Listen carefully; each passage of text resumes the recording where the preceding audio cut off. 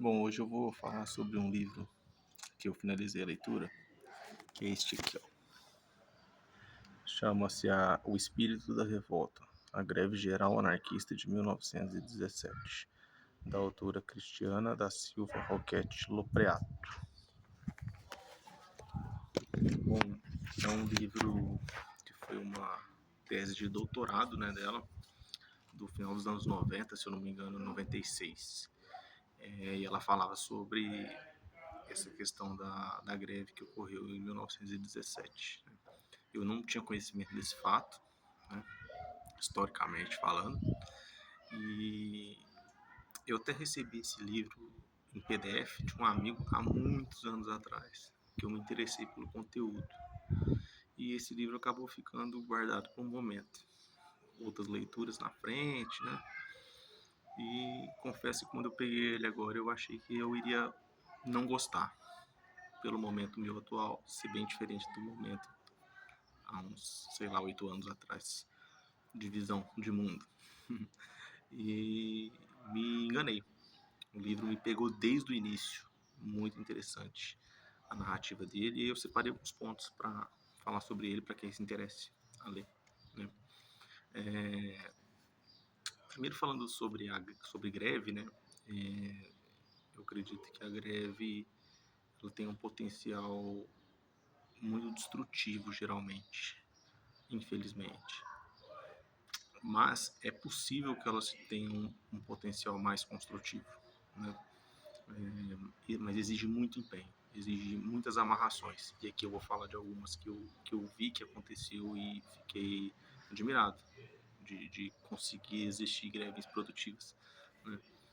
Então, o livro fala que nesse ano, né, eles tinham algumas reivindicações, né, em relação ao mercado de trabalho, principalmente os operários das indústrias têxteis, né, e outras fábricas, né, que era o que tinha no Brasil na época, né, 1917 ali, que empregava a maior parte dos trabalhadores. Eles lutavam por uma jornada de 8 horas de trabalho, né, que hoje já é conquistada, né, e nessa época ainda era uma luta, né.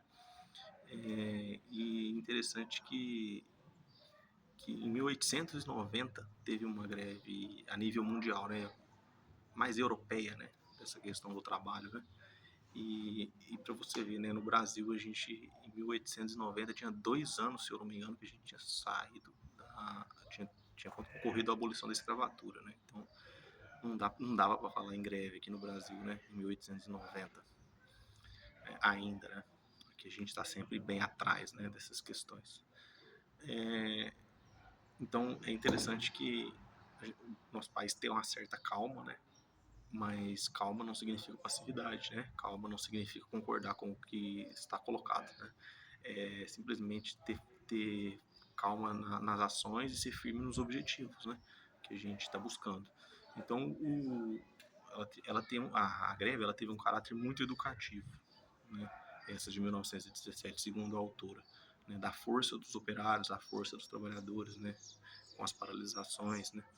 Então, eu acrescentaria que hoje em dia é importante que as greves tenham caráter econômico de imediato também, não fique só no caráter educativo, né? Mas naquele momento o caráter educativo foi muito importante para o que a gente vive hoje. Tinha duas vertentes que se divergiam dentre os grevistas, que era a vertente anarcocomunista e a anarcossindicalista, né? Então, eram os anarquistas simpatizantes do comunismo e os anarquistas simpatizantes do sindicalismo, né? E eu achei fantástico que a autora contou com imparcialidade. Ela não fez julgamento de valor. Ela mostrou como cada um enxergava cada momento da greve e o que tinha de divergências ali. E mais que isso, ela exaltou quando eles conseguiam se entender, né, ou relevar alguns pontos para análise em conjunto. Fantástico. O livro comenta como brilhantemente que não adianta o salário subir se o custo de vida sobe junto, né?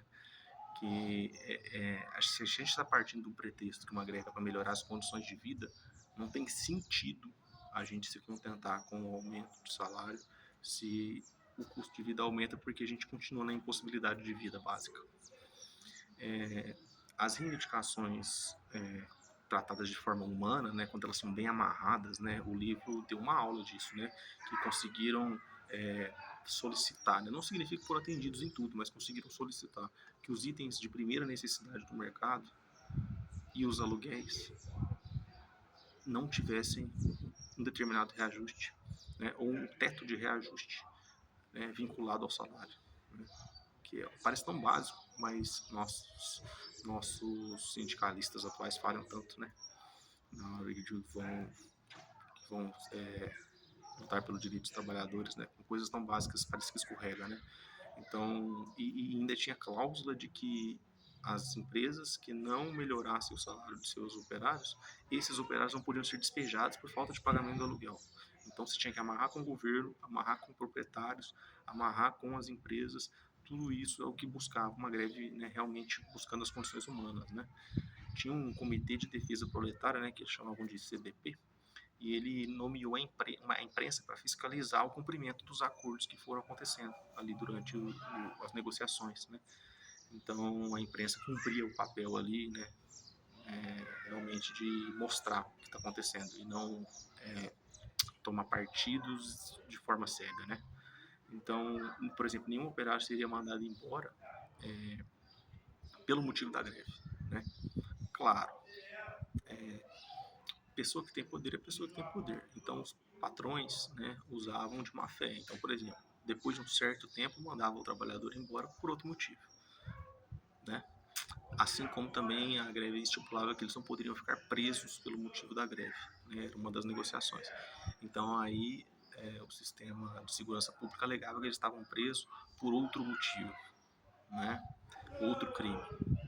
Então, é claro que quando querem, pessoas que têm poder, como o poder de segurança pública e o poder financeiro do capital, elas estão sempre com o controle do jogo. Então, se elas quiserem ser desonestas, elas conseguem, né?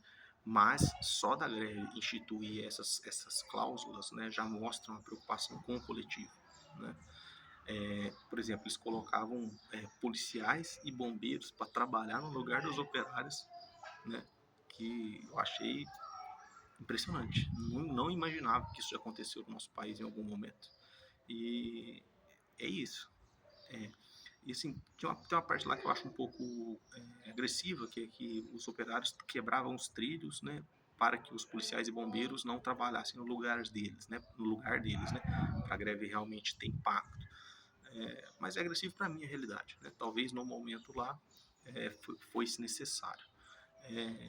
Mas só a ideia de você colocar pessoas que são bem remuneradas para trabalhar no local do trabalhador comum e sentir como é isso, nem que seja por um tempo, já é de grande poder pedagógico. O comício de retorno ao trabalho ele foi executado mostrando que, embora não tenha atingido todos os objetivos, né, conseguiu avançar. Né? Isso é muito importante, né? Que a gente sempre tem avanços. Né? E ao aceitar as melhorias de condições para os operários, por exemplo, a empresa aceitar, né, as fábricas aceitarem, elas, infelizmente, como detentoras do poder, elas pegavam e criavam novos descontos salariais, né, então faziam reduzir, né, de outra forma, e chegou a um ponto de contratar mulheres pagando metade do valor do que trabalhavam para homens, e crianças pagando 10% do valor do dia trabalhado masculino ou adulto, como forma de burlar, né, continuar o seu enriquecimento, né? Mas mesmo assim foi de um poder, né, muito grande esse avanço de conseguir esses acordos, né? Então, que isso possibilitou posteriormente a luta das mulheres pelo direito igual, a luta de manter as crianças o mínimo possível no ambiente de trabalho, né, assim, com a idade maior possível, né? Aqui no livro, nessa época de 1917, se falava que a legislação proibia menores de 10 anos. Né? E na realidade, você tinha crianças de 7 anos fazendo serviço noturno de 12 horas por dia trabalhadas. Então, né, a gente vê como a gente já melhorou demais. Né? Eu sei que nada tá bom, eu sei que a gente sempre tem questões, né? Mas se você comparar o Brasil de 100 anos agora depois, né? O livro até usa um termo de escravidão branca, mas não no sentido de cor de pele. ele usa o termo da escravidão branca, que era quando as fábricas faziam com que o operário recebesse multas que chegassem ao valor do seu salário. E aí, com isso, ele trabalhava de graça, né? Que é uma extensão da escravidão, né? Que nós vivemos por tanto tempo. Tem até uma parte interessante que fala que o operariado se uniu boicotando os falsificadores de alimentos, como farinha, que eles acrescentavam fubá, coisas do tipo. Então, os operários, sem ao governo, sem envolver nada, eles conseguiram se unir e boicotar marcas que estavam adulterando os produtos para vender para eles mais em conta, né? Que já demonstra uma união muito grande, né? Então, o livro me trouxe uma clareza também sobre a questão do anarquismo, né? Que o anarquismo, né, segundo a autora, a ideia dele é que ele venha de que se a gente se mantenha sem governos, sem propriedades particulares, né? E todo mundo trabalhando em prol do coletivo, né? Que me chamou atenção, me chama atenção desde criança essas ideias, né? De coletividades, né? E embora quanto mais adulto a gente fique, mais a gente veja coisas disfarçadas de coletividade que são por interesse próprio. Mas a ideia em si continua sendo muito válida na minha mente. Até cito a questão dos benefícios militares, né, no livro, e é uma realidade que eu tenho visto ultimamente na internet, né, uns absurdos, né, que de benefícios em cima de benefícios, tanto dos militares como de familiares de militares, regalias, salários altíssimos, pensões e, né, coisas que são dadas a essa classe especificamente, né? E no livro ela é irônica quando ela coloca assim, né? De uma pátria que nunca é atacada, né? Falando do Brasil, né? Uma pátria nunca é atacada, mas sempre tem que ficar alimentando caro um poder militar, né? Então vamos buscar um meio termo, né? De que não é que a gente não precise, né? Dessas forças militares ou não precise da defesa deles, que às vezes a gente não foi tão atacado também por ter um sistema forte, vamos acreditar nessa ideia, né? Mas que seja mais real com a realidade do resto dos trabalhadores do Brasil, né? Já seria um avanço muito grande, né? Eles não serem tão melhores que os outros na hora da recompensa salarial. Lá tinha um termo, né, nas ligas operárias que falava que para participar você não podia ser gerente ou um cargo de chefia desse tipo, né? E aí eu aproveito também para melhorar esse ponto, né? Dizer que independente do cargo, se a gente tiver a consciência de onde a gente veio, principalmente, por isso que é bom quando pessoas de menor poder vão subindo, né, e com consciência, né, porque sem consciência elas passam a ser uma pessoa que vai oprimir as outras como ela foi, né, mas com consciência das dificuldades que ela passou, ela consegue, mesmo sendo gerente, mesmo tendo um cargo acima, ela consegue participar de qualquer movimento operário no sentido de auxiliar. E aí ela vai ter a difícil missão de conciliar os pedidos do contratante dela, que é a pessoa de maior poder da relação, né, no capitalismo, com as necessidades operárias, né, principalmente básicas, né. E aí, quando a gente fala de básico, né, a gente tem um leque muito grande, né. Por isso que eu defendo uma ideia de que trabalhador não é tudo igual, né. Apesar de todos serem reféns de um trabalho, mas a partir de alguns níveis de renda, a distorção da realidade acontece. Então a gente tem que entender que existem níveis, porque as condições básicas, elas existem condições básicas, por mais que seja discutível o que é básico e o que não é, mas existem salários que são muito acima do básico, e isso faz com que essa pessoa tenha uma visão já diferente de mundo, principalmente se ela sempre teve esse tipo de remuneração durante a vida toda, e principalmente se seus pais também tiveram, e por aí vai, né?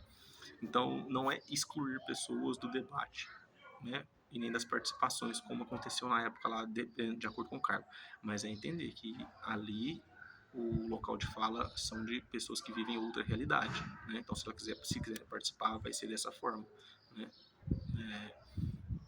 Por isso que talvez níveis de greve sejam interessantes ser feitas, né? Tem níveis salariais que eu não acredito que a greve seja uma coisa seja mais destrutiva do que construtiva, porque vai simplesmente parar atendimentos básicos, né, de pessoas menos favorecidas ainda, né? Então é uma interessante pontuação, né, que eu sempre percebo e agora eu estou conseguindo colocar junto com o livro, né? E que as greves, né, naquele momento foi um terreno de conciliação para que os ricos não abusassem desse poder de riqueza, né? Que, que mesmo com o aumento, mesmo que teve vários operários que mesmo com o aumento da sua classe salarial, eles já predeterminaram que só voltariam a trabalhar quando todas as classes fossem atendidas de alguma forma. Que isso é fantástico, né? Não é só o próprio umbigo, né? Não é aumentou o meu salário, aumentou, melhorou minhas condições, eu volto. Né? Então, tinha que ter uma satisfação minimamente geral, então exigia uma organização desses comitês, né? Em que, hora que tivesse conseguido atingir pelo menos um pouco para todos, voltariam ao trabalho, né? Caso contrário, mesmo com as melhorias individuais, você ainda iria se abster daquela tarefa ali, né? Naquele momento. Então, eu achei um livro muito construtivo para mim, do que não vivi nessa época, né? 1917, e ainda mais redigido em 1990, final da década de 90, 96, que traz uma linguagem sem vícios de, de lado certo e lado errado, de bom e ruim, né? Então, trouxe uma visão muito interessante, me engrandeceu esse tipo de leitura e me tornou mais consciente ainda, né? De como as coisas eram, como as coisas podem ser, né? E que trabalhar não é brincadeira. Por mais que a gente faça sorrindo, a tarefa talvez mais difícil da vida do ser humano é lidar com o trabalho, né? Que te coloca em desafio todos os dias, né? E quanto menor a sua renda, mais difícil é. Isso é fato e ponto final.